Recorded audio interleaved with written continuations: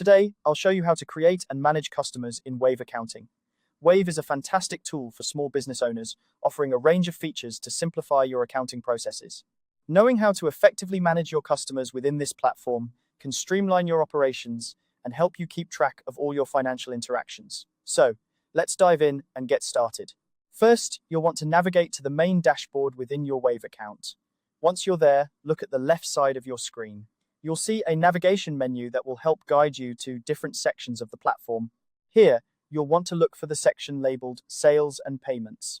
This is where you can access all customer-related functions.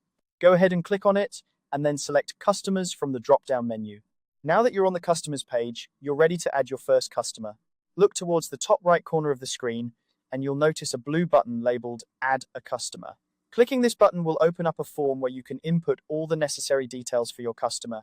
This includes basic information like the customer's name, contact information, and any other pertinent details you might want to record. Carefully fill out each of these fields. It's a good idea to have all the customer's information handy before you start this process so you can enter it quickly and accurately. Once you've filled out all the relevant information, take a moment to review it.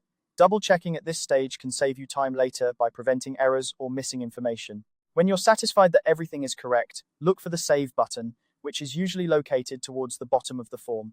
Clicking this will save your new customer to your Wave account. And there you have it. You've successfully added a customer to Wave Accounting. But what if you need to manage or update customer information later on? It's just as simple as adding them. You can return to the Customers section anytime and select a customer's name to view their details. From there, you can edit information, add notes, or even remove customers as needed.